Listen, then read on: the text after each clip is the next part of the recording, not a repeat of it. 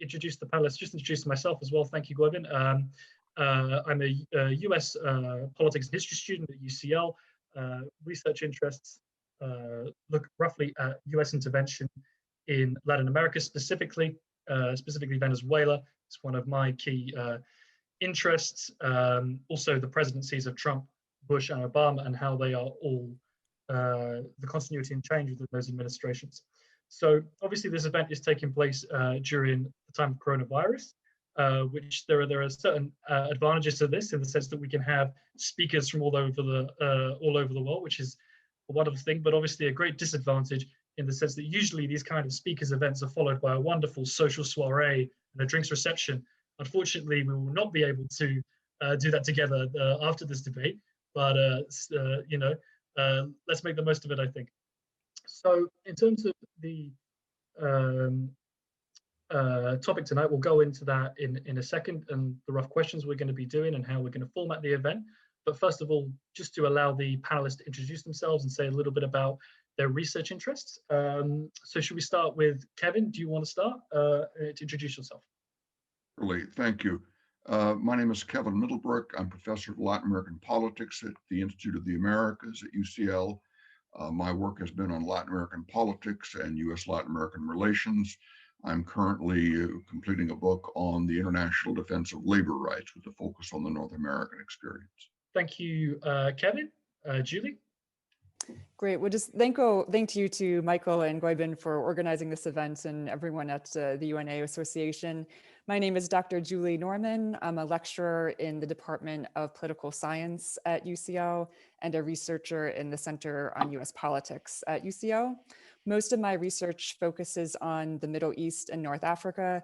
I've spent a lot of time in Israel-Palestine, as well as Lebanon, Iraq, and other places in the region, looking at the intersection of human rights, security, and resistance, and have a forthcoming book on the Palestinian prisoners movement. Thank you so much, Dr. Norman. Mr. Duss.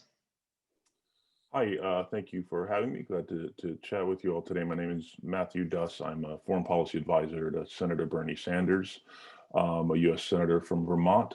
I was also the foreign policy advisor to Senator Sanders' 2020 presidential campaign. I've been working with the senator since early 2017. My original training is in U.S. Middle East policy, mainly around Iraq, Iran, Israel, Palestine, and Turkey, but with relations between the U.S. and Europe with regard to the Middle East, but also a look, understanding the global war on terror and the way the policies pursued by three different presidents have impacted that region, impacted Europe, and impacted U.S. politics. Thank you very much, Matt. So moving on and now getting into the topics of this evening. So we're going to try and keep this not too rigorously structured because we would like a nice open conversation between the panelists. We'll start off with the first topic, but do consider that you can ask questions. You can write them in the chat if you want to, but also we will be opening up to floor questions, and Gwebin will be handling that, so you can ask them yourself on camera to the experts as well. So that's two ways that you can answer the questions. Again, we are being recorded and it is going out live on Facebook, so if you don't want to be your face to be shown or your voice to be heard, please do consider using the chat function to answer your questions, and we will try to get to them. Right, so we're going to move to our first major topic, which is looking at how Biden will impact US policy from your research perspective, with emphasis on potential diplomatic avenues that he might use. So we'll start off with each of the experts will give a roughly 5-minute talk on this to lay it out. Also as well, we can add in this topic anything about the US election, any post-mortem stuff you want to add, please do feel free to add it in here. And that'll be how we get started.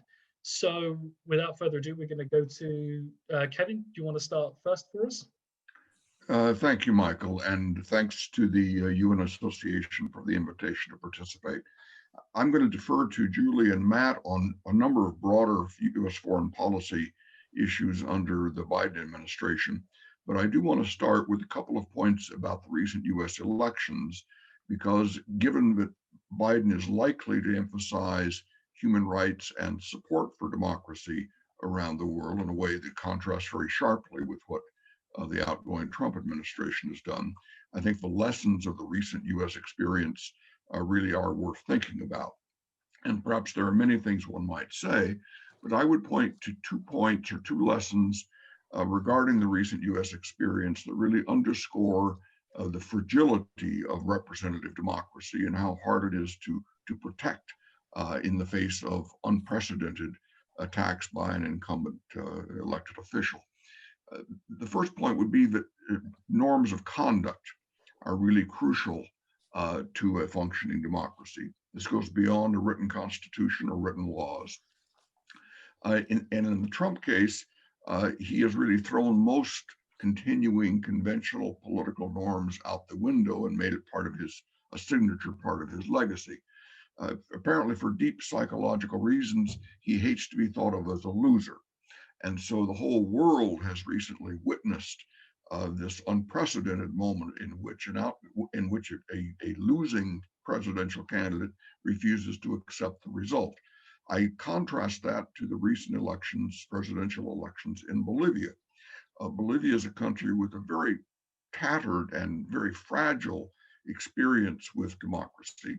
A year ago, Bolivia was in near complete political crisis over a very highly contested and essentially illegal 4th attempt at re-election by an incumbent president. But the country was hugely divided.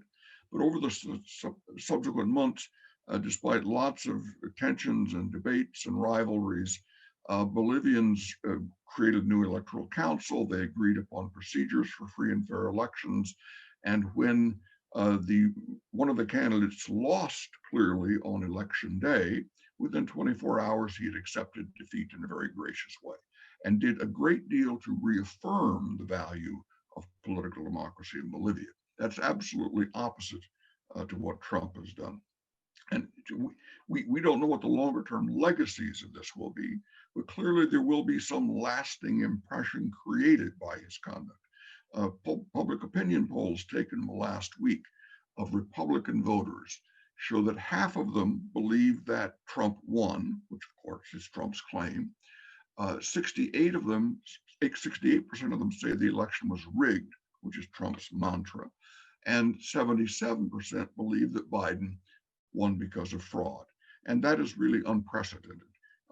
Those kinds of claims and the extent to which they stick is really unprecedented in American electoral history, at least since 1800. And how long the legacies of that will be with this is very hard to see.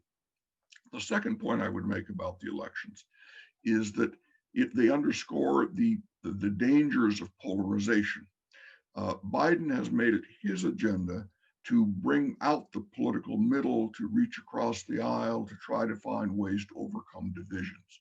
But Trump has left him a very, very difficult scenario because he has, in fact, adopted and pursued political polarization as an electoral strategy from the first time he descended his elevator at Trump Tower in New York in 2015. And in an age of Twitter and other social media, it has largely worked. And so that too is a really complicated legacy for American political or US political democracy. And in part, I think that experience could well shape some of his foreign policy priorities, particularly with regard to defense of democracy around the world, which for 20 years or more has been a centerpiece of US foreign policy concerns in most instances, but was largely set aside, with some exceptions by the State Department different times, was largely set aside under the Trump administration. Now, the other, I will only make one further comment here in this introductory segment. I mean, we're going to talk about foreign policy, and I think Biden will from day one take foreign policy steps that try to reverse some of the damage that Trump has done. And we'll don't have plenty of opportunity to talk about that. But in the first instance, I think his priorities will necessarily be on domestic issues. The COVID pandemic is raging in the US with 2 million new cases in the last 2 weeks. There's huge unemployment. The capacity for longer term economic recovery is very unclear. And so I think clearly, much like when Obama and Biden took office in 2009, the very first priority is going to be a domestic crisis. And he will then do what he can on foreign policy agendas. And some of these breaks with the Trump precedent will be very, very important. But domestic priorities, domestic crises really, I think, will have to receive first attention. Thank you very much, Kevin, for that excellent introductory speech. Should we go to Julie next? Great, thank you. I would echo a lot of what Kevin says about democracy and some of the other strong points he made. In looking ahead to Biden's foreign policy, I think in many areas we'll see a shift in style as much as, if not more than in substance. But one region where I do think we'll see a very strong policy difference is in the Middle East, which, as I mentioned before, is the area that I work on.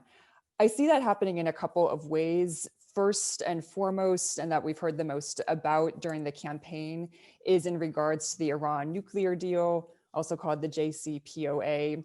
For anyone who's not familiar with that, that was a deal, an agreement that was put into place in 2015 during the Obama administration. It was not only between the US and Iran, but also included France, the UK, Germany, as well as Russia and China. And the agreement basically was that those states would lift sanctions on Iran in exchange for an agreement that Iran would limit their nuclear development to the level of just for energy and nothing close to a nuclear bomb kind of situation. Trump, of course, came into office pretty intent to withdraw the US from that agreement, which he did, reimposing sanctions on Iran.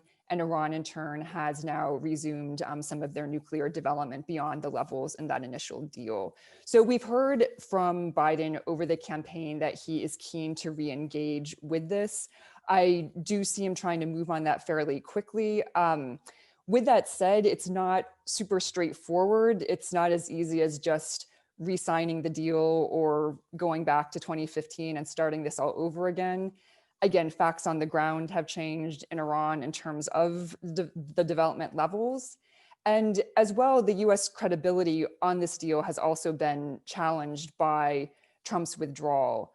Part of that is because this deal is one that is just through the executive. It was something that President Obama signed as an executive. It did not go through the Senate for confirmation. In a deal like this, that can be a benefit because it makes the confirmation easier. But the drawback means that it can be undone very quickly by a new executive.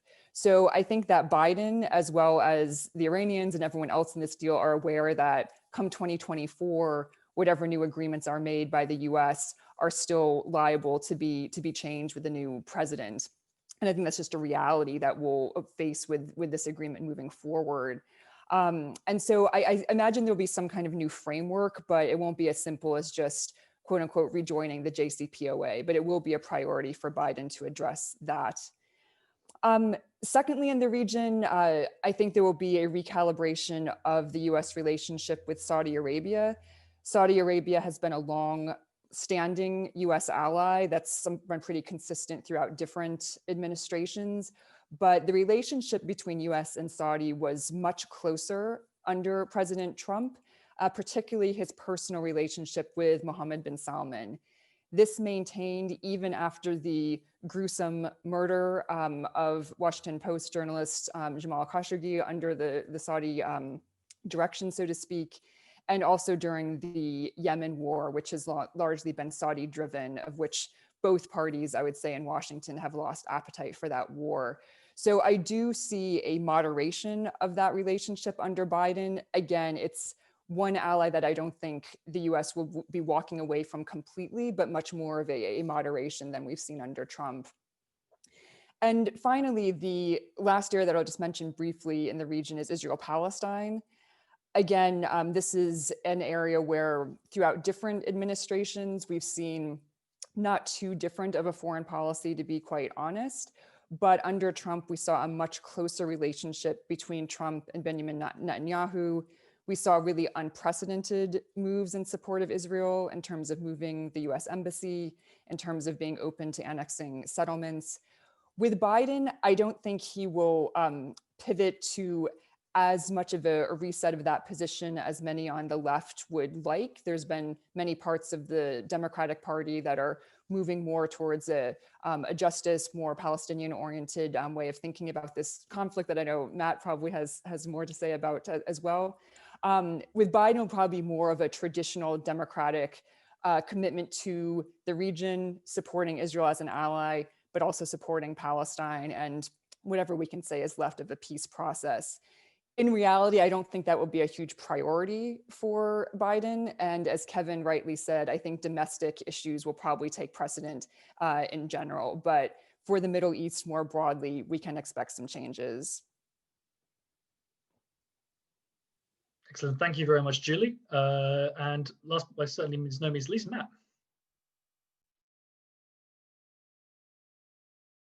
I think you're muted, Matt. If there's a little, yeah, there we go. Thank you, and thanks to both my colleagues for those remarks. There was a lot in there.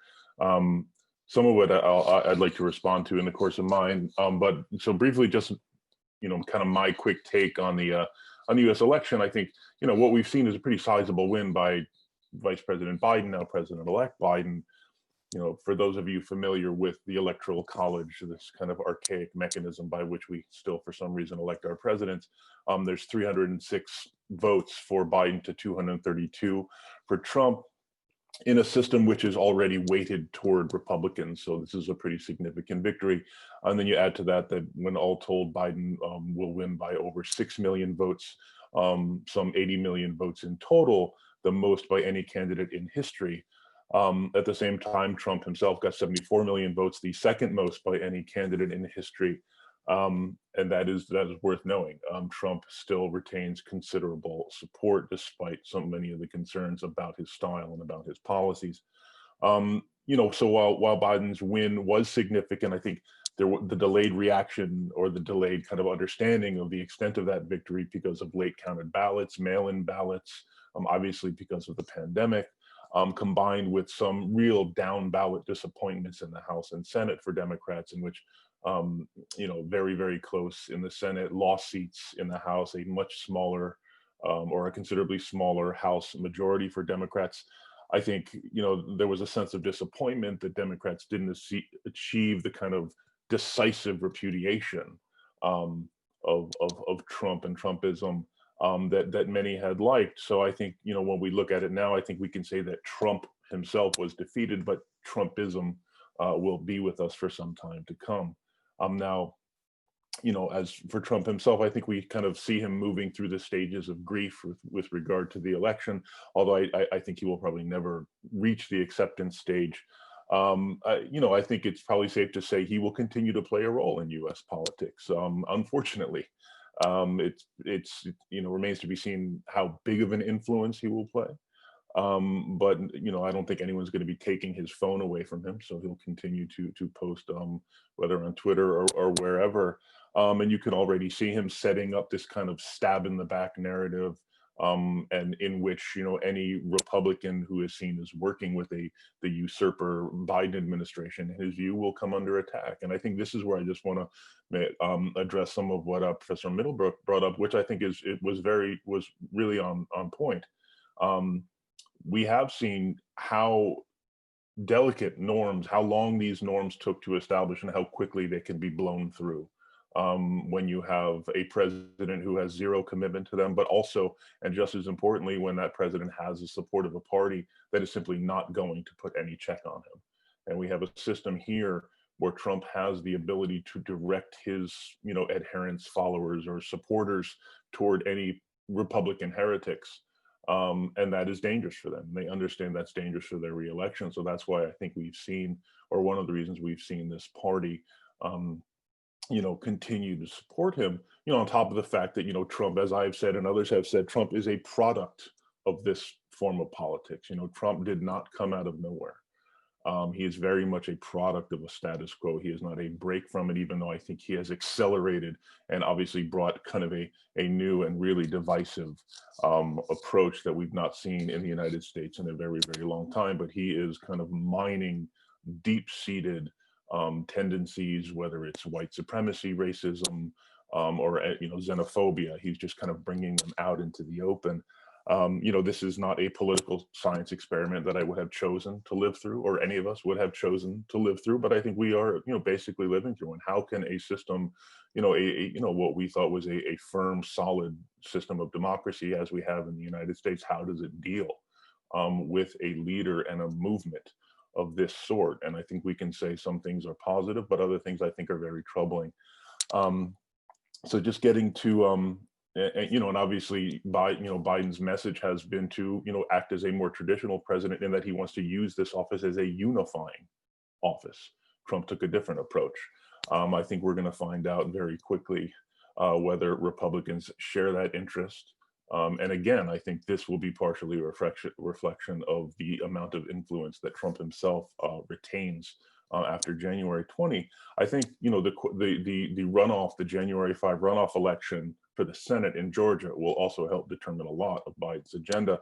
If Democrats are somehow able to win both of those elections, they will have the Senate majority, which will give them considerably more, a great deal more authority to advance a Democratic agenda, a much more ambitious agenda. If not, if they don't take the Senate, then Biden will be forced probably to negotiate over every last piece of his agenda. And in that case, I think we can expect him to put more focus on foreign policy, which is an area in which presidents enjoy much more authority to set the agenda. So again, I think, he's been a foreign policy guy for a very long time. So I expect to see, and we've already seen by appointments he's made, and the amount of time he has spent talking about these issues, that he is going to be investing time on foreign policy. But I do think the outcome of the January 5 election will determine this even more. So I think we can probably pause there. At some point we can talk about some of the Middle East issues, because I generally agree with a lot of what Julie had said as well. But maybe we can come back to that as a little bit later. Absolutely, an awful lot to discuss. So thank you, guys, for those introductory remarks. And again, just to add a slight 2 cents on what you've said, I think it's quite clear that this sort of erosion of norms, didn't necessarily start under Trump. I mean, you have to consider the fact that the Republicans spent quite a lot of time obstructing everything that Barack Obama attempted to do, even when he enjoyed supermajorities in both houses of Congress. So, and again, that trickles into the foreign policy establishment as well. But just to go to, so now we're going to go to the specific questions from myself. So how we're going to do this is, I've got one specific question for each of the panelists. So I'll ask you the question, we'll have the answer, and then feel free as well, the two experts, feel free to come in and have a little open dialogue. We've got one question for each of you, and then after that's done, we will go to Webb to open up for some audience questions. Are we good with that? Yep, excellent. So we'll get started. We'll start with Dr. Norman on this question. So a question for you, Julie, is specifically on the Israeli-Palestinian conflict. Now, given the fact that there will be a change of leadership in Israel in October 2021, Netanyahu on his way out for 18 months at least, given this change of leadership and obviously the US change of leadership as well, how do you think that will impact Israel-Palestine policies and how the US deals with them? Yeah, well, thank you for that question. When there is a change in leadership, that is often an opportunity to have some kinds of changes or shifts in policy, and certainly can help pivot us out of seemingly rigid situations, especially in protracted conflicts like Israel-Palestine, where a lot has stayed the same or gotten worse for quite a while. We of course see, as you said, the US change now, potential Israeli change in the future. And I would also add, even in the Palestinian Authority, Mahmoud Abbas is quite old. There's been some speculation for quite a while that there might be some changes there as well. So I do think that would be a potential opening for some different kinds of engagement. However, when you ask about Israel in particular, I would say most of what we've seen recently in terms of Israeli policy is reflected in Netanyahu, but is not anchored solely to him. He reflects a lot of where the Israeli political electorate has gone. He, in fact, is more moderate than many of the parties right now in the Knesset, in the Israeli parliament, who would like to see even harder lines in terms of the Palestinian issue. And so I don't know that just a change in Benjamin Netanyahu's personal presence or not would really shift policies significantly in that way. It's also important to note that while Netanyahu and Trump had a very close relationship, Netanyahu and Biden also have a decent relationship as well. I think it would depend on who came into that role with how much leverage Biden in particular or his team would have. Again, that conflict is very embedded right now with facts on the ground, and there would need to be some pretty momentous shifts just beyond the leadership level, I think, to change things significantly. Matt, Kevin, do we have any thoughts on that? This is Matt can follow up area. there. Should I just go? Yeah, Matt, we'll go with Matt. Hello? Matt, have we still got you? Sorry, here I am. I don't know what happened there. Yeah, I would just add to that. I think the point that Dr. Norman just made about not making this personal about Netanyahu is quite right. I mean, I wrote a piece, during the big disagreement over the Iran nuclear deal back in 2014, 2015, when Netanyahu kind of infamously came and addressed the Congress to oppose the president's foreign policy. That obviously it was very clear that Barack Obama and Benjamin Netanyahu weren't the greatest of friends, but they both represented legitimate, real constituencies in their countries, with very different kind of strategic and visions and ideas about what foreign policy should be. And I think the same is true of Trump. So I think, while I do think, Biden has said that he's going to take a number of steps, whether to bring the Palestinian representation back to Washington, to restart aid to the Palestinians, to UNRWA, to a number of things, and generally try to bring this issue back, or at least U.S. policy on this issue back within the bounds of the general international consensus, which is all positive. We also shouldn't expect him to prioritize this. We're not going to see the announcement of a special envoy for Israel-Palestine on January 21st, as we saw in 2009 with the choice of George Mitchell as the special envoy.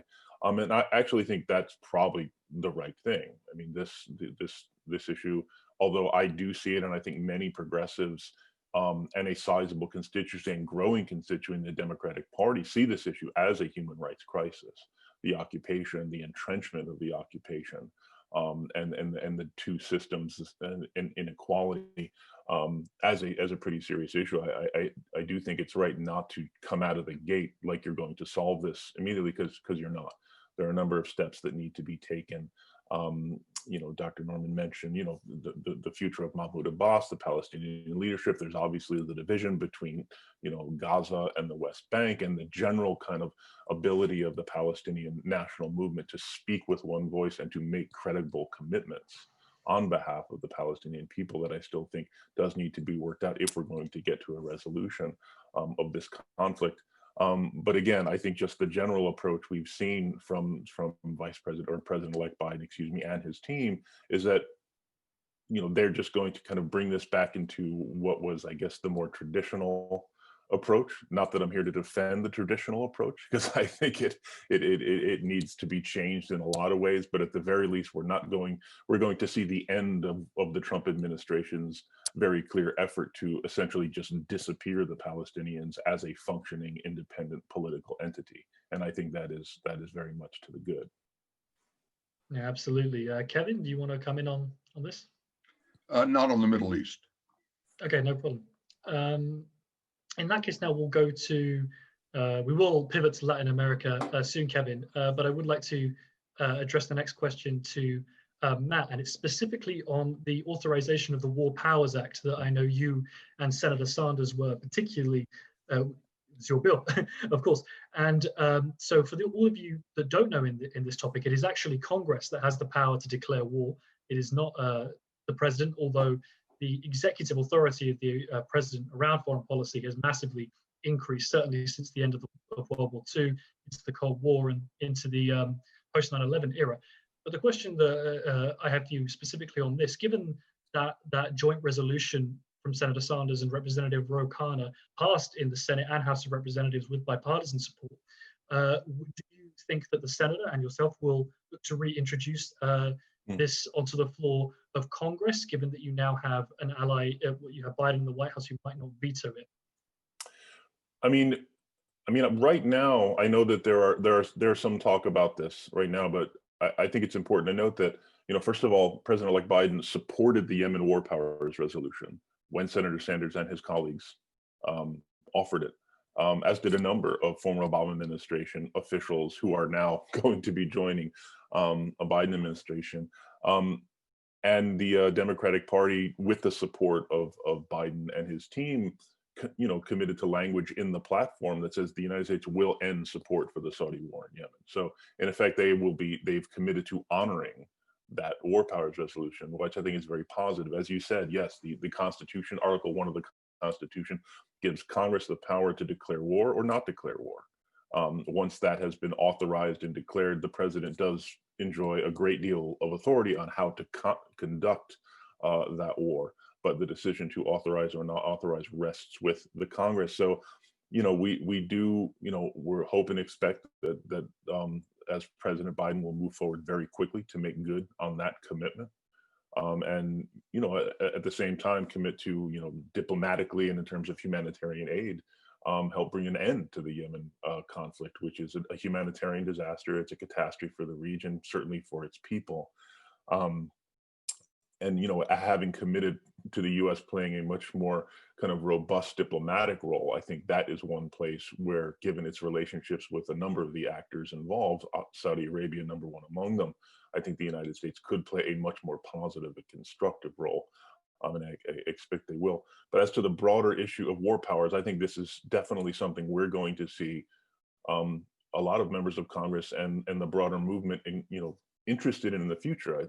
It is worth noting that there was very little achieved on a bipartisan basis during the Trump presidency in terms of foreign policy.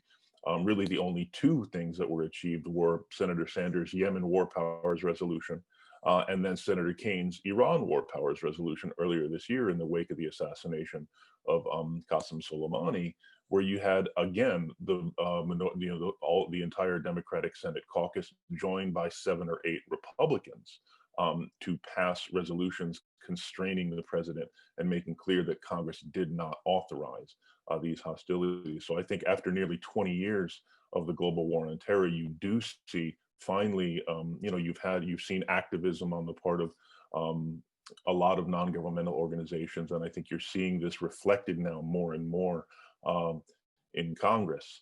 And I know that, there's been a lot of effort to kind of bring, talk with a future Biden administration about what role they can and should play in helping to kind of restore and help Congress reassert those constitutional authorities.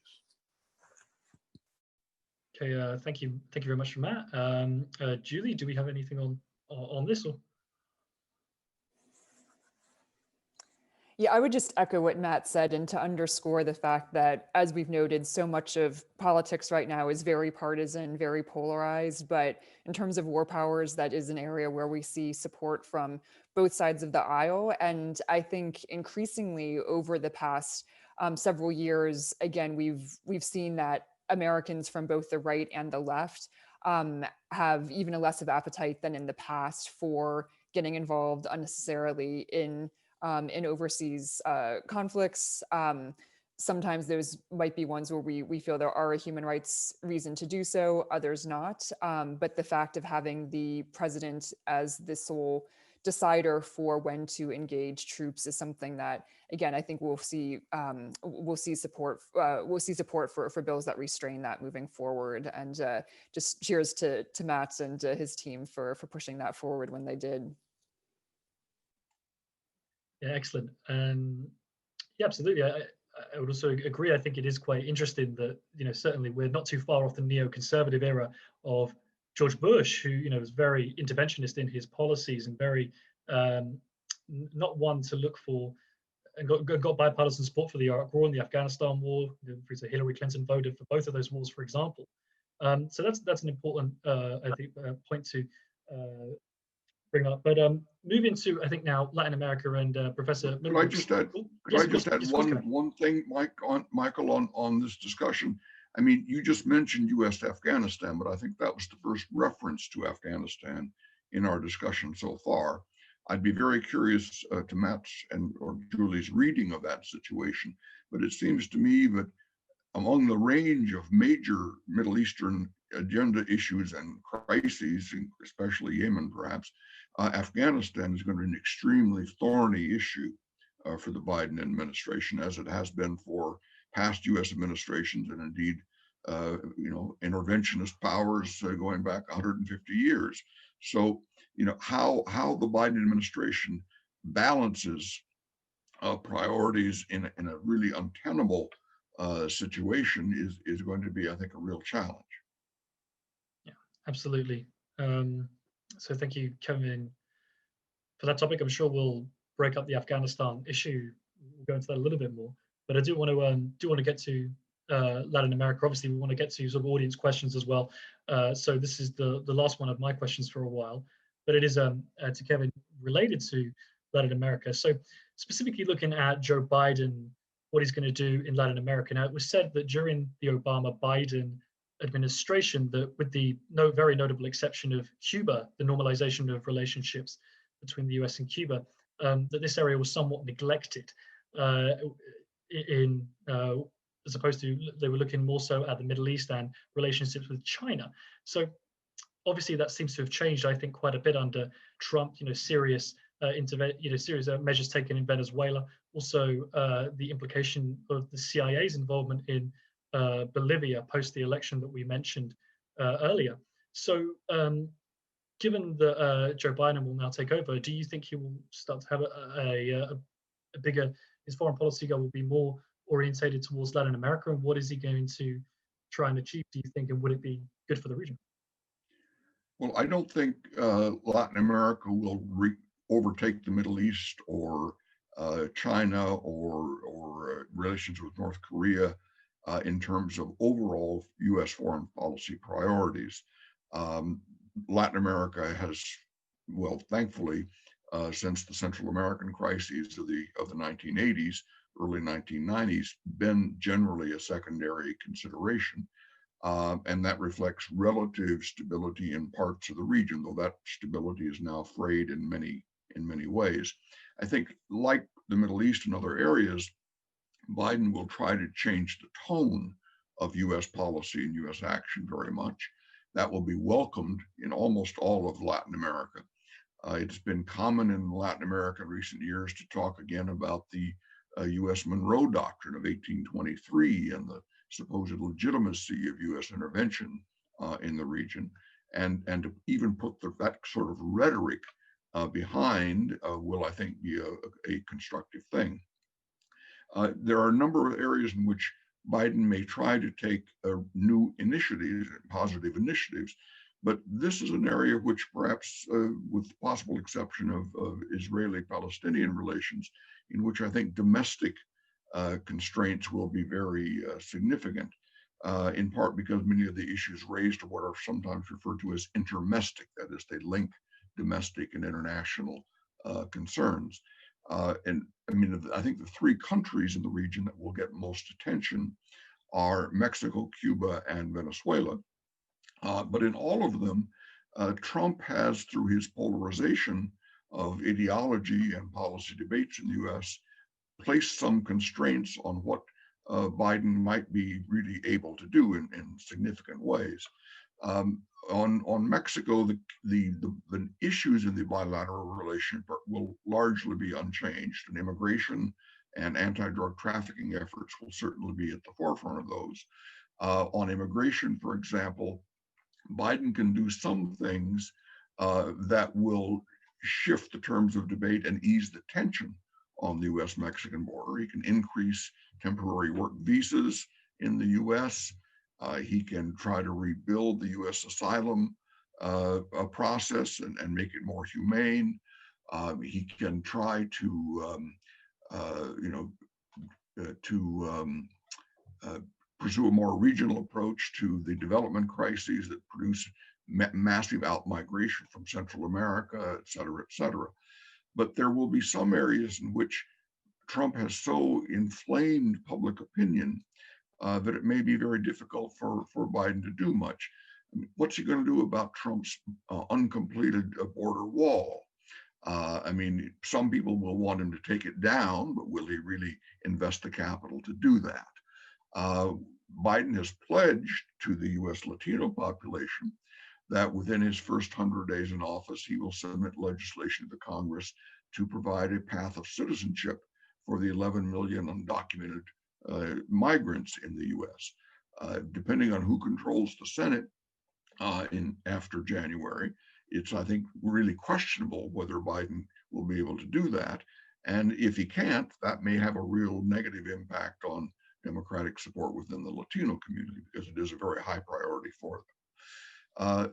Similarly, on Cuba, Biden, I'm sure, would like to go back to the Obama, more enlightened Obama policy, but even Obama didn't really try to deal with very, almost 19th century, but well, Cold War US approaches to Cuba until his second term. Because of the sensitivity of the Cuban issue, because of the Cuban American population in Florida, and the very great electoral weight that the state of Florida has in the Electoral College. Now, it seems likely that Biden will only have one presidential term. How much capital will he invest in this? Democrats, I don't think, have given up on the idea of winning Florida in the next presidential election. And so the constraints that Trump has imposed, and many of the policies regarding Venezuela, which I'll turn to in a moment, really were designed to inflate, to exacerbate divisions and inflate Republican support for Trump, voter support for Trump in Florida. So how progressive can Biden be on Cuba in this political moment, I think, is very unclear. And finally, with regard to Venezuela, this is really a very, very difficult, it's a minor version perhaps, but a parallel to the Israeli-Palestinian conflict. It's not going to be easily resolved. One has an increasingly dictatorial regime, which is not prepared to give up power. Norwegians and other third parties have tried to negotiate a transition. The Maduro government is not interested in a transition. There's been speculation that Biden might relieve some of the sanctions so as to ease some of the humanitarian crisis, which is really devastating for the Venezuelan people. But that too raises red flags. I mean, mainly in a kind of after the fact attack on Bernie Sanders, Trump accused Biden of being a socialist. And one of the pieces of evidence that he wanted to pursue was that Biden might be sympathetic to a socialist regime or a Bolivarian socialist regime in Venezuela. So that too, I think, poses a domestic political constraint on what he can do. I can imagine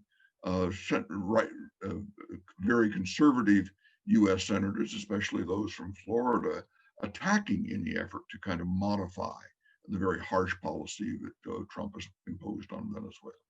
But even Trump, I mean, even Biden, I don't think is going to pull a rabbit out of a hat on Venezuela. Okay, thank you very much, Kevin. Awful lot to unpack there, and I think in the essence of time, we'll quickly go to the other participants. Should we start with Matt? Any thoughts to add on to this point? Yeah, just a couple thoughts. One is the issue of immigration, we have seen not only in the United States, but across Europe and a number of other democracies, and the kind of weaponization, the political weaponization of the immigration issue has been used as a driver of this kind of global, populist, authoritarian, ultranationalist wave, whatever term you would like to use.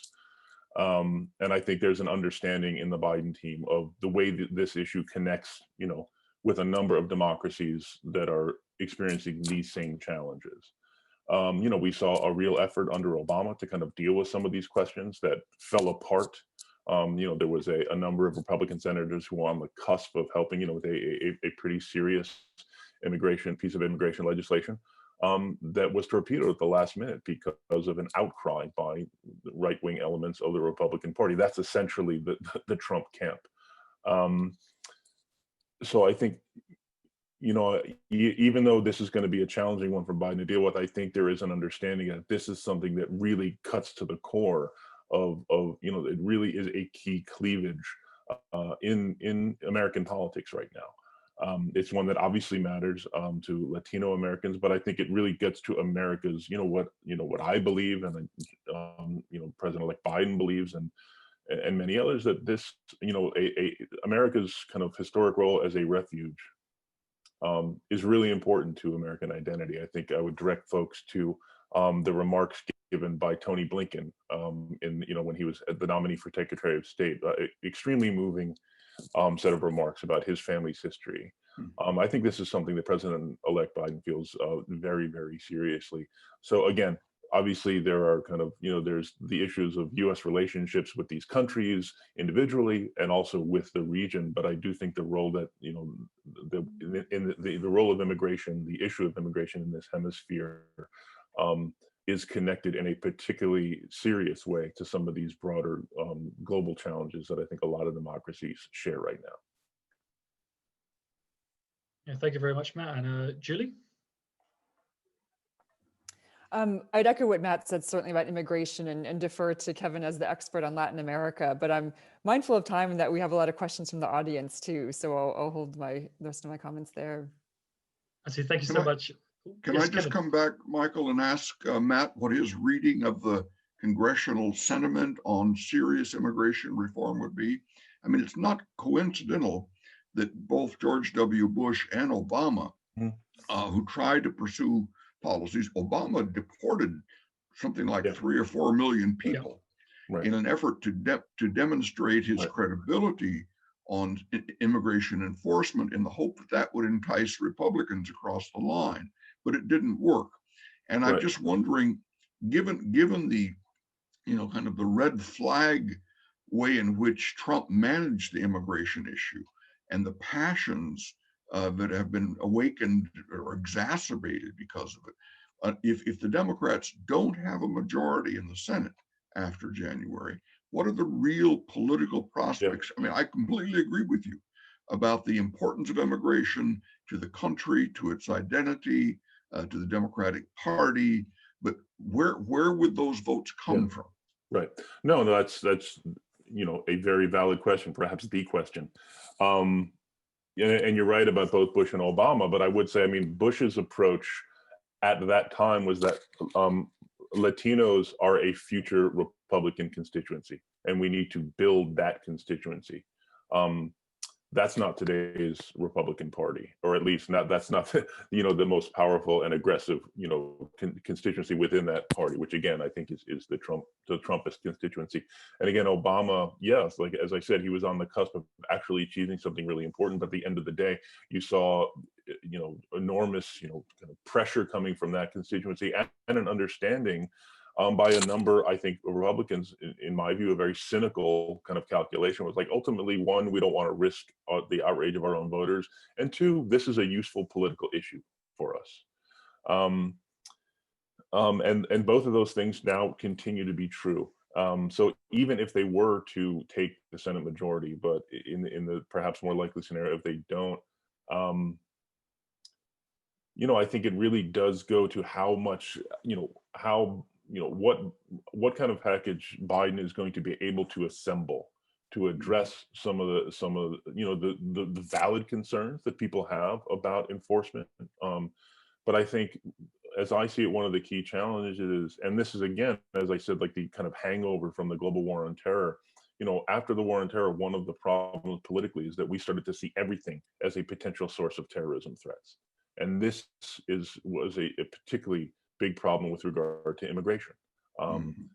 You know, all of these migrants fleeing, you know, situations of either poverty or political violence, political corruption, coming to Americas for a better life, were seen as potential, you know, sources of terrorist attacks. And I think moving away from that and dealing with this as an issue of enforcement and understanding, you know, who's coming into our country, which is a totally valid security issue.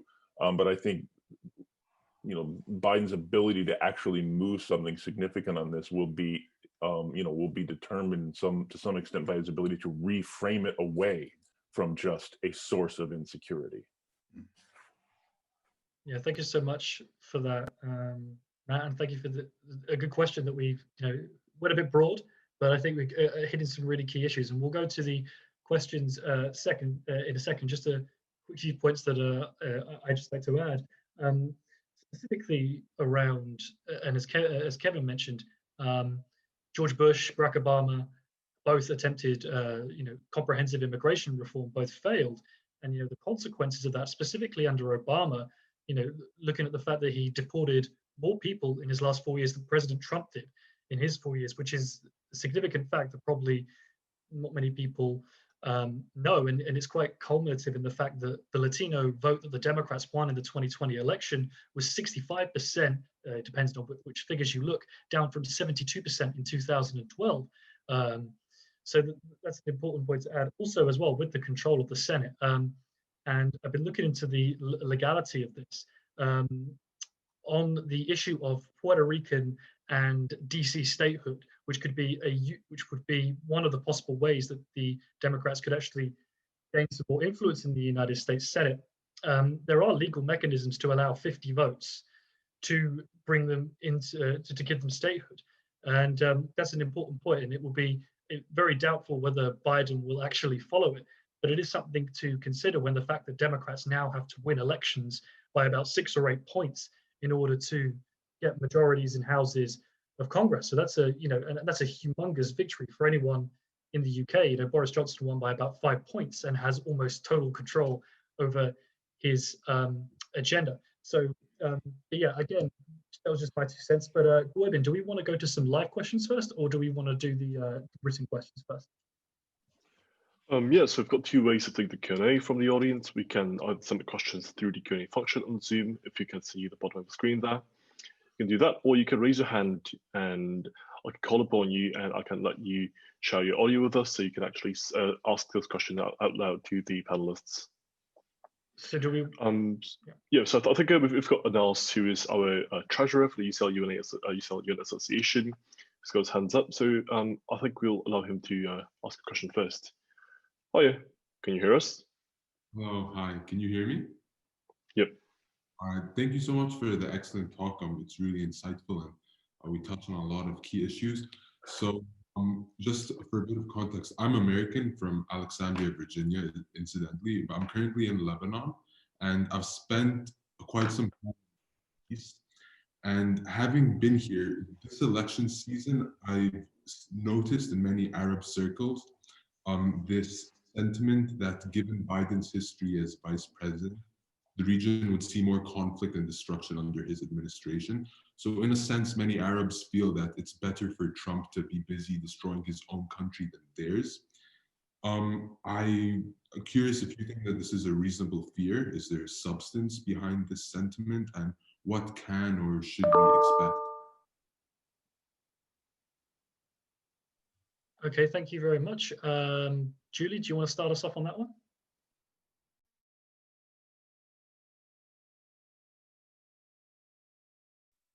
So, Julie, I think you're muted. Do you want to start? Yes. Yeah. Yes. Sorry, I had a little freezing issue there.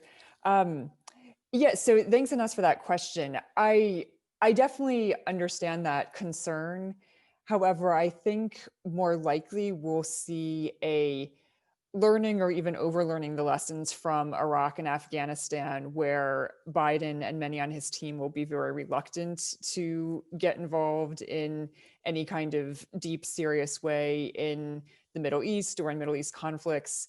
We already saw that a bit during the Biden administration or during the Barack Obama administration in terms of a real reluctance to engage in Syria. And some may agree with that and some may disagree, but a lot of that decision making was based on not wanting to repeat Iraq and not wanting to get embedded in something again when there wasn't a clear exit or a clear objective that could be achieved feasibly. So I don't really see this current team that Biden has assembled as being super keen to get involved in the Middle East. It's a pretty pragmatic team. It's those who kind of got their foreign policy chops during the war on terror and during the Iraq war, and if anything, will be more reluctant than not to ensure they don't repeat that. Thanks, Julie. Kevin, do you have anything on this? No, not really. I defer to Julie and Matt on these issues. Kideki, Matt, is there anything on this? Sure, yeah, I say briefly. I think there's definitely going to be a sense of restraint. Biden took a lot of criticism, justifiably, for his support for the Iraq War as chairman of the Senate Foreign Relations Committee back in 2003. But I think it's also just as important to recognize that he was a voice of restraint on a number of issues in the Middle East during the Obama administration, whether it was the surge in Afghanistan, whether it was the Libya intervention, or a number of other things. And I think it's right that, there is definitely a sense of not repeating the Iraq War. And I think that is a very, very good place to be. Let's not do that. But I think it would, in my view, wrong to just say, the lesson of Iraq was not just let's not do Iraq. The lesson was, we need to rethink, the kind of power and influence that we attribute to our military. There are things the United States can do. There are a number of things the United States can achieve, certainly not on its own. And I think that's pretty deeply felt. But I would also add, at the risk of disagreeing with myself, is that I even though I think the decision to hold off on intervening, at least in an anti-Assad way in Syria, because I think it is worth recognizing the United States did intervene in a very serious way against ISIS in Syria. It is incorrect to say that Barack Obama didn't intervene in Syria. He did. It was a very large intervention. It was just not aimed at the Assad regime. I think there is also a sense in Washington that even if it wouldn't have been the right move to simply launch another regime change, invasion, and occupation of Syria, that Syria, particularly the migration crisis, the refugee crisis, the displacement crisis that came out and is still ongoing in Syria, one of the most serious crises of this sort in modern world history. In retrospect, we should have been able to do something more. Could we have prevented it? Could we have solved it? Perhaps not. But I do think that there is a great deal of frustration, and I share this, that the United States simply kind of watched this unfold. So I do think we're going to see a greater investment engagement. It's just the question is, what tools are we using? Where are we getting involved? If we're not using our military power, we still have a great deal of influence and tools to use to kind of facilitate others and empowers others to think through possible solutions to crises. Because again, I talked about the issue of immigration as kind of one of the core challenges that's driving this global authoritarian populist wave. And Syria obviously played a major role in that for Europe. So understanding the kind of, knock-on effects of these conflicts for the globe is something I know that the Biden team has thought a lot about. Fantastic, thank you. Matt, should we go to another question, audience question, Gwynn? Yeah, sure, we could do. We've got a question here from Neil on Biden's approach to multilateral defense agreements, especially vis-a-vis China. Neil, do you want to unmute yourself and just ask the question yourself?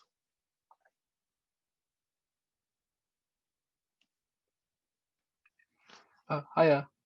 How does the panel foresee Biden's approach to China, how it would differ or go further than Trump's approach, particularly in relations to the role of NATO nations. I think we have Britain even redeploying naval forces to sort of the Indo-Pacific region next year or so, and the strengthening of the so-called Quad, that's USA, India, Japan, Australia, in protecting what they call the free and open Indo-Pacific region. I'm also kind of interested a little bit in how Biden and Kamala Harris are going to approach India in relations to sort of the human rights abuses as well as strengthening democracy there. Okay, thank you very much, Neil. Kevin, do you have anything on this? Well, these are not areas of my particular expertise, but on China, I mean, I think we've not really talked about China before, and I think that it will be for Biden, as it has been since at least the Obama administrations, you know, probably the major longer-term strategic challenge to the United States. I don't doubt that the Biden administration will be take a very strong role in trying to defend freedom of navigation and the political and sovereignty rights of countries in the region against creeping Chinese aggression in a variety of ways. I'm sure Biden will really be sad that one of Trump's very first acts as president was to withdraw from the Trans-Pacific Partnership Agreement, which might not have won final congressional approval. There was opposition to it, but it was meant to be a part of a strategic pivot to the Pacific, and to do what for the United States and its allies in the regions to set the rules for international commerce. And of course, China, within the last month, has announced an agreement in which it has signed an agreement with a number of major Pacific basin countries, including Australia, New Zealand, Japan, in which China is now the lead player. And how that agreement will play out in terms of its longer-term trade implications, I'm not at all sure, but it does show that the vacuum that Trump's very idiosyncratic policies created has allowed China to respond very creatively and strongly, not least now in taking advantage in kind of a humanitarian and global assistance way in fighting the COVID pandemic, a role which the United States completely renounced. So, you know, China will be a major challenge for the Biden administration. And it's not, I think what the Biden administration will do is try to marshal multilateral efforts in responding to China and the threats that China poses in some ways, you know, in a way that just didn't occur to Trump. Thank you very much, Kevin. Julie, do you want to come in here? I would echo what Kevin just said, that, right, I think it's a reality for both parties now that China is going to be a strategic focus in the future. And this is one area where I don't see a huge pivot in overall stance as much as in the style in which it's done. I do think the Biden administration will maintain a tough on China approach, especially in terms of security, especially in terms of some of the technology concerns, perhaps even a bit more voice pressure on human rights issues. But as Kevin said, we'll probably do so in a much more multilateral way in cooperation with European allies in particular, and leaving some room open, I think, for engagement on other issues like global health as well as climate change. But again, going about it in a way that's more working with allies strategically with different carrots and sticks, rather than the bullying, so to speak, that we saw under Trump of trying to kind of force the hand of other allies in their engagement with China. Thank you very much, Julie. Matt? Yeah, I would just add, I mean, it's been really something to watch here in Washington over the past couple of years, the massive shift and how quickly China has become, you know, the kind of, you know, strategic focus. A lot of people promoting, you know, this is the new great power conflict of this era. I don't think that's a productive way of looking at this. I think we have evidence that the Biden team feels the same way. I think there's an understanding that, listen, China represents a challenge on a number of issues, whether it's human rights, whether it's, in technology, in industrial issues, trade. But there are also issues on which we simply must work with China. That climate change, pandemic response are just two of the most obvious. And China has its own interests in working with the United States on these issues. So being able to have a kind of nuanced approach enough that we can talk on these, and build on these areas where we do have some common interests and possibly building trust, but at the same time, fighting and arguing and putting pressure, working as much as we can with allies, partners, and within multilateral institutions on the areas where we have to do that as well. So thank you very much, Matt. Should we take another question? We can do one from the chat if you want, or we can do a live one. Yeah, so we have a question on climate change, just going off what you've just said, Matt. And we know that Biden has nominated John Kerry, a veteran diplomat under the Obama administration, to serve as a special envoy for climate change.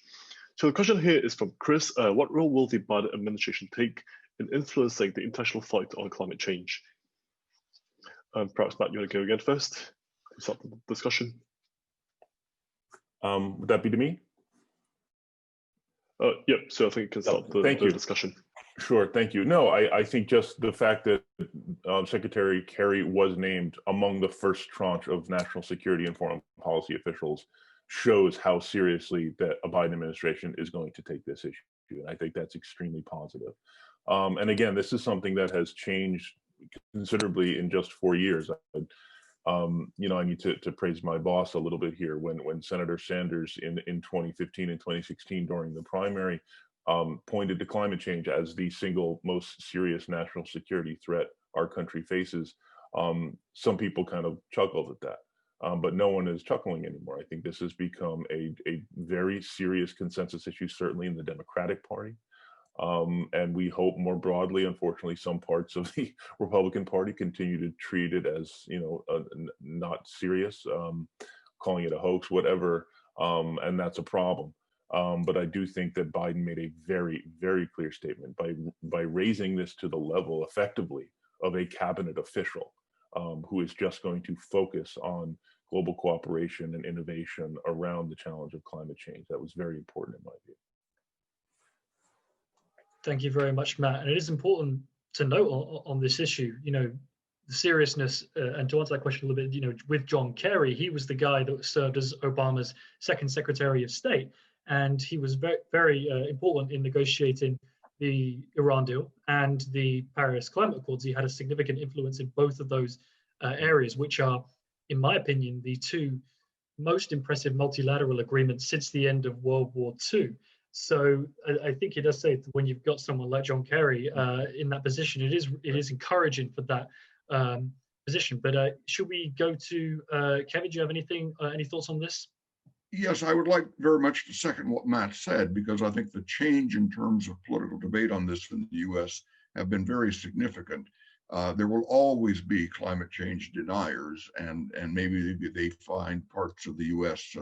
A particularly favorable redoubt in that regard.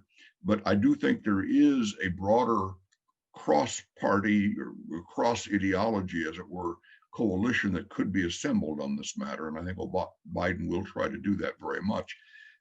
Much of the private sector of leading companies in the US, I think, are very sensitive to climate change risks, and can be mobilized in very constructive ways. General Motors, I don't know if you've noticed, within the last week or so, has withdrawn from a legal challenge to California's clean air rules where automobile emissions are concerned. And they did that basically on their own because they had been kind of forced by the Trump administration to join that legal action. But major US auto companies have for years understood that they have to adapt to climate change as a reality. And I think there are many leading US companies that can be easily brought on board. And that does count for something, even among more centrist Republicans. Thank you very much, Kevin. Julie, do you want to come in on this?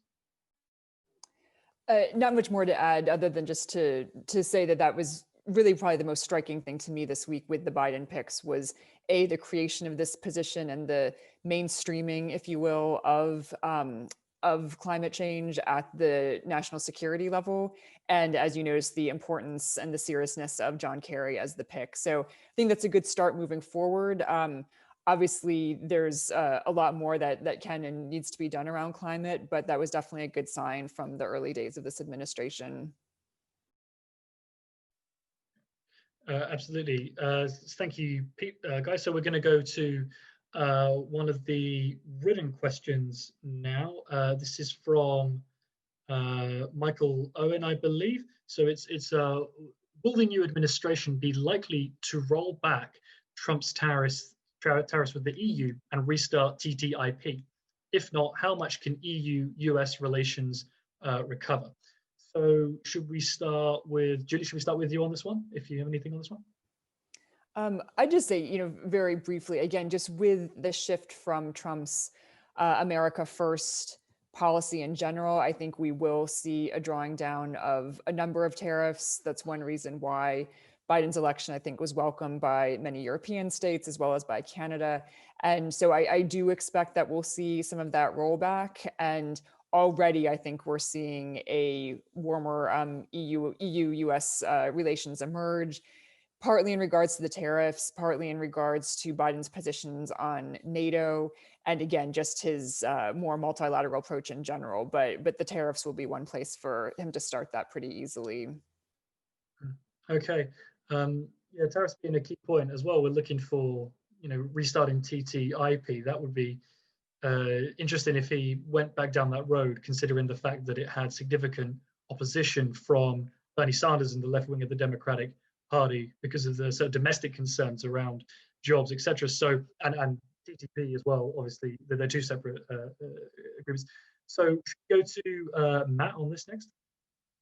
Sure. I mean, I would just add here, one of the really, one of the things that I think has characterized, or at least as part of a growing consensus within the Democratic Party, it's true of Senator Sanders, President-elect Biden, also Senator Warren, and the way they have talked about foreign policy is understanding, as we go about kind of trying to build or rebuild a new consensus around foreign policy. This has to, include trade.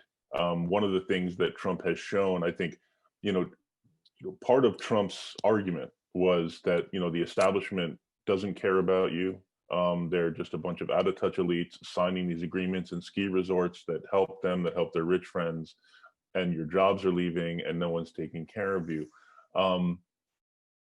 And I think understanding that you need, in order to advance a foreign policy agenda, you have to demonstrate how that agenda and those policies are affecting and helping working class Americans, middle class Americans.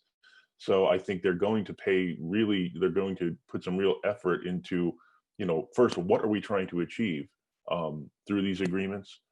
If and when they remove those tariffs, here's what we are going to do to help, instead of just using this blunt instrument of tariffs to punish these trading partners. This is what we are actually doing to help you and your family build a future for your children. And I think, here I would again note the choice of Jake Sullivan for National Security Advisor. Jake, if he's done a great deal of some really good writing over the past few years that really gets at this issue. And if you look at just go and read the remarks that he made, it was an understanding like trade is a part of foreign policy. A foreign policy that's effective is something that advances, the well-being of all Americans, working class, middle class Americans, all of us. That's the focus. I mean, this is not separate from national security. It is integral to it. And I think that new and kind of broader understanding of what national security actually means is going to be very, very central to this administration. Thanks a lot, Matt. Kevin? Well, I very much agree with what Julie and Matt have said, especially on sensitivity to trade and its implications or its consequences in a way that wasn't the case some years ago. with regard to Europe, I'm sure that there was a great deal of celebration in European capitals when it became clear that Biden had won the election. Just a change of tone and a commitment to the principles of NATO and bilateralism, I think, it will leave Europeans absolutely enthralled with the Obama administration at one level. But there are continuing issues and points of division between the EU and the United States, for example, having to do, for example, with the taxation of the Googles and Amazons of the world. These are major U.S. companies, and they don't really pay much tax in the EU. So, the real there will be issues of conflict, but presumably there will be a much more informed and constructive dialogue about how to address these issues than under Trump. Thank you very much, Kevin. Gweben, I think we have, is it an audience question we want to go to now? Yeah, that's right. We've got a question from Vanya, who's had her virtual hand up. Yep, I've unmuted you. If you could just ask your question and with your mic, that'd be lovely. Hi, can you hear me? Yep. Perfect. Yeah, I had a question regarding the Israel UAE normalization agreement. We see that there has been this agreement with Israel and UAE. Firstly, how effective do you think such agreements are towards a general trend towards peace in the Middle East? And secondly, if you think such agreements are effective, do you see such agreements taking place in the future under the Biden administration? Thank you very much for that question. Do we want to start, Kevin? Do you want to start on this one for us? Or not on? Yeah, sorry. I see you're muted, Kevin, but I get. I think I got it. No worries. Should we go to Julie then? Sure. So thanks, Vanya, for that question. And again, this has been one of what Trump sees as one of his foreign policy accomplishments over the past 6 months is the Abraham Accords, or the agreements normalizing relationships between Israel and the UAE, also Bahrain and Sudan. So 3 Arab states that have now open relations with Israel. I don't think these were fully a surprise in the sense that back channels between Israel and Saudi Arabia have been quite strong for a while now. There's some speculation that Saudi may eventually also normalize relations in this way as well.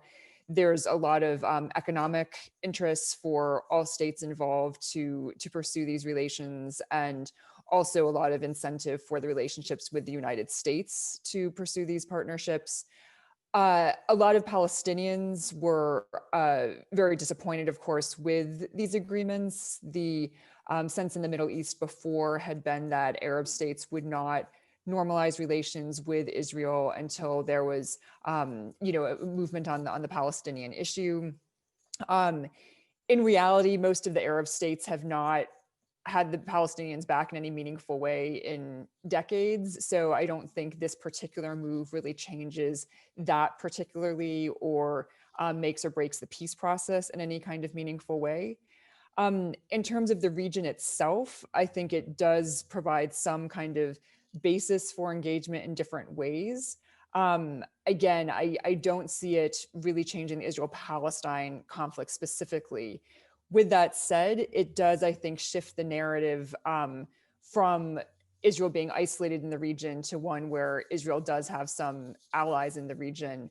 And that might, in the long term, provide some movement. But in the short term, I don't think it'll affect Israel-Palestine directly in more ways than we've seen in just this initial negotiation. Yeah, thank you very much, Julie. And that's an excellent point, considering the fact that Trump has not done, despite what looked like, I remember at the start of the Trump administration, there was a lot of joy that looked like a great personal relationship between Trump and Netanyahu, but that hasn't translated to anything specifically on the Israel-Palestine question. So that is an important point to consider. Matt, do you want to come in on this? Sure. I mean, again, first, important to note that these were not peace agreements. Israel's not at war with any of these countries. They are normalization agreements. Let's just say that normalization is positive. It's good for people to be talking and doing business. And ultimately, I think everyone agrees that we want to see a region into which Israel is integrated. But I think it's important to note what these particular leaders, say Trump, Netanyahu, Mohammed bin, MBZ and UAE, and some of these others are actually getting out of this. For Netanyahu in particular, but also with the support of the Trump administration, this is kind of a demonstration of his argument that we can just kind of push the Palestinian issue to the side and get what we want, and just keep defining final status issues on our own terms. And I think that's what the Trump administration has given them the full support to doing. And I think that's ultimately going to be very harmful, not just to human rights, not just to Palestinian rights, but just to kind of basic ideas of international law and international norms. Because it once again shows if you are close enough to the United States, you can kind of ignore these laws and conventions with regard to occupied people and annexation of territory. Now for MBZ, for the UAE, for them, it's also a way of, getting, they hope, a lot of weapons from the US, but also kind of helping repair their image in Washington, which has suffered a great deal from their involvement in the Yemen war. And some questions that many Americans, and including increasingly in Congress, are having about the US partnerships with these undemocratic regimes. And those are questions that are going to continue, because they're not, this is not about one leader or these personal relationships. You're seeing, I think, a rising constituency in the Democratic Party, but also in the Republican Party, that is asking very real, hard questions about, how do these relationships help our security? The United States has really no interest in simply siding with one kind of a coalition of governments in this kind of regional conflict, whether it's kind of Israel with these Arab regimes against Iran. Ultimately, I think our interest is in doing what we can to help de-escalate tension, not escalate tension. And as we saw just today with the assassination, the head of Iran's nuclear program, this even though Trump has not started a new war with Iran, he's done a number of things with the clear support of Israel, UAE, the Saudis, and others against Iran that are very provocative, that threaten to escalate rather than de-escalate tension. And I think the view of Democrats is that's just not the way we want to go. Thank you, Matt. Some really, really excellent points in there, and things that will be very important to US Middle East relations going forward. Obviously there is the guise that under these agreements that the Middle East is pulling itself closer together, but as Matt and Julie quite pointed out, that's not necessarily the case when it comes to Palestine, when it comes to Iran, which are they're the hard questions ultimately that US foreign policy has failed to deal with over the last 20 years, and it's a very big task that Biden has in that issue, if that's the way that the Democrats want to go forward. Just an eye on the time. It is 25 past. I know we said we were going to finish this at 1/2 We'd quite like to get there are a few more questions we'd like to get in. I'm just wondering if any of the experts, are you on strict time restrictions, or can we go for 15 more minutes after that? 15 might be too long for me, but I'll stay on as long as I can. Okay. And Matt and Julie, lovely, thank you. So just circling back to the, sorry, Michael. Yeah, no, go for it. Yep, just circling back to the two questions of South America and climate change. We've got a question here from Kerry Reese, I believe, and asking about the position of the Biden administration on the Bolsonaro regime in Brazil, especially with respect to the climate crisis in the Amazon. So Professor Middlebrook, if you want to take this one. Well, what goes on in the Amazon is crucial to the global climate. And I'm sure that the Biden administration will be a lot more assertive on these questions than the Trump administration was vis-a-vis the Bolsonaro administration. There are great divisions on this question within Brazil. And the key point there is that Bolsonaro is at the moment in a much weaker position than he was 6 months ago. His son has been caught up in a corruption scandal. The COVID pandemic has been devastating in Brazil. Bolsonaro has recovered some of his public support by making a large-scale distribution of public funds to compensate people for economic losses, but that won't last forever. Public debt is now 100% of GDP in Brazil, which is quite a lot for a developing country. So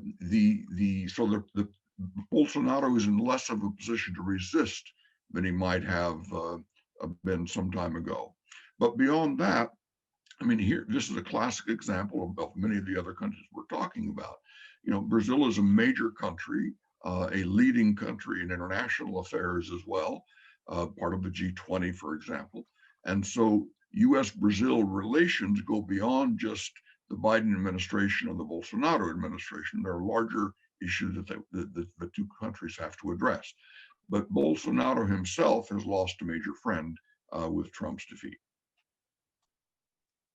Thank you. Thank you for that response. And just to reframe the question a bit for Julie and Matt, how do you think, broadly speaking, can the Biden administration pursue the dual-pronged approach of satisfying leftist progressives to vote for people like Sanders in the primaries, and also satisfying, catering to the base of healing divides and the centrist Republicans in the American caucus?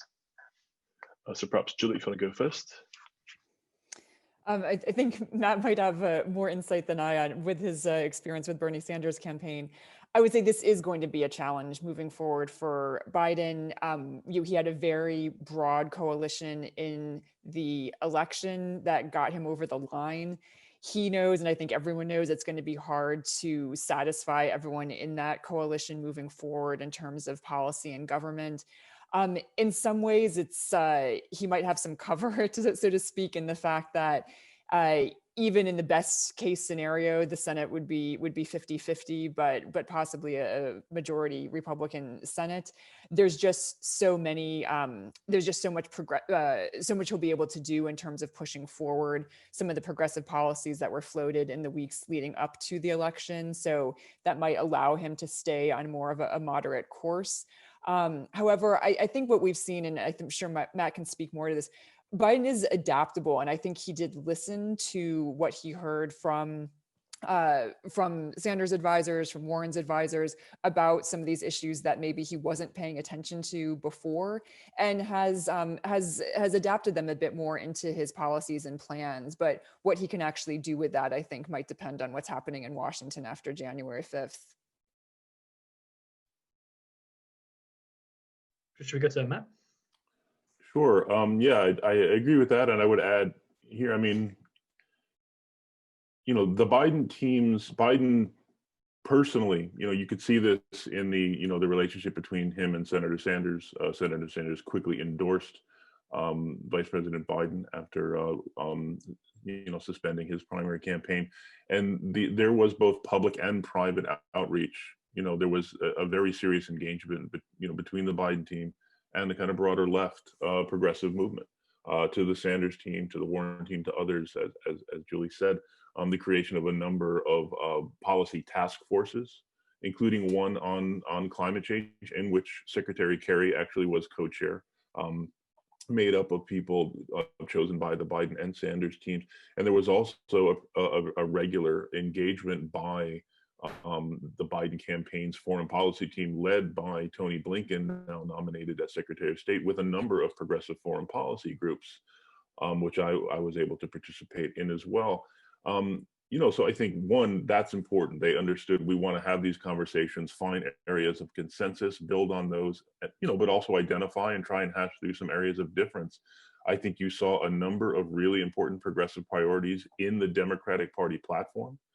Such as, ending the forever war, rejoining the Iran nuclear agreement, ending support for the Yemen war, obviously climate change, a rejection of regime change, which I think that in particular, a kind of unequivocal rejection of regime change as an appropriate policy objective, obviously has implications for Iran, for Venezuela, for a number of other policy areas. So they did, make some important commitments. And I think the approach a lot of progressives are taking is, let's just work together to make sure they can carry forward with those commitments while continuing to have these sometimes, let's just say, energetic conversations about areas where we continue to differ, but recognizing that, you know, Joe Biden is president of all of America. So, you know, we're going to, again, try to find areas of real consensus on which to build. And here I would refer again to, you know, the war powers resolutions. These were areas in which you had a bipartisan majority. That's something that you don't often have in foreign policy right now. So I think if starting on that, recognizing that there is a shared bipartisan, transpartisan concern around these long-term military interventions, and that there is a real new and durable bipartisan constituency and consensus to be built on the basis of kind of reassessing how and where America uses force, under what scenarios we do this, and how, and kind of re-empowering Congress to play its constitutional role in authorizing and kind of overseeing the use of force could be a fruitful area for them. Yeah, thank you, Matt, for that very insightful discussion. And I think that is a very final turn to it in terms of wrapping up the discussion we've had for the past hour and a half. Could I just ask for final remarks from Kevin and Julie for their thoughts on the future of the multilateral system under President Biden, and what that means for the rest of us and everywhere else in the world? So, Kevin, if you want to go first on this. Well, Biden is certainly very committed to multilateralism, to the role of the United Nations and things like that. But the world has changed. This is no longer a world in which there was great international consensus on those issues. There are rival powers, great powers in the world that don't necessarily see eye to eye with the US and the EU on these sorts of questions. And so the underlying realities are much more problematic, I think. It really will prove to be a major challenge, but here too, Biden confronts basically some of the legacies of the vacuum or the backsliding that was created by Trump's commitment to America first and unilateralism. And so, and those are not issues that can be just waved away with a magic wand. I mean, this will be really a tough effort to recover. I'm sure that the Europeans will embrace that. And I think they understand that some of the real burden is on them to prove a commitment and to prove that multilateralism can work again. Whether that will cause Germany to radically increase its defense spending is, of course, an open question. But in general, this, I think, both parties understand that this is a crucial, maybe unique historical moment, and that they really do need to rise and try to meet the challenge. Thank you. Julie? Yeah, I would echo that and just say, you know, I think anyone coming after Trump would probably be seen as a multilateralist in comparison, but Biden really truly is by reputation for years, since his days on the Senate Foreign Relations Committee, through his time as vice president. And I know this is the UN Association's event, so I'll just say, you know, he's always shown strong, if not, you know, not uncritical, but strong support of the UN and of diplomacy and international agreements more broadly. And I think this comes not just from ideology or idealism, but really from a place of pragmatism. And as we've said throughout this discussion, situating international relations in a sense of this is just what works best is when we work with our allies and work through institutions that we can, even if some of those are changing. Again, just to nod to the UN, I mean, Biden has spoken out very strongly in the past. He supported a bill to try and get the US to contribute fully to UN peacekeeping missions, to keep those afloat. So he's really been quite direct in terms of UN support. He has repositioned the UN ambassador position onto the cabinet, which is notable as well, which was taken off during the Trump years. So as much as we'll see him re-engage with Paris Accords and WHO, I think we'll also see him re-engage with UNESCO, with UNRWA, with the Human Rights Council, and engage with the UN quite fully in a way that we didn't see under Trump as well. Yeah, thank you, Julie, for that note of optimism. And Matt, do you have any final comments on this? Yeah, I would add, I mean, I agree with all of that. I mean, listen, Trump's understanding of international relations was basically zero sum, which is to say, if you're getting something, we must be getting screwed.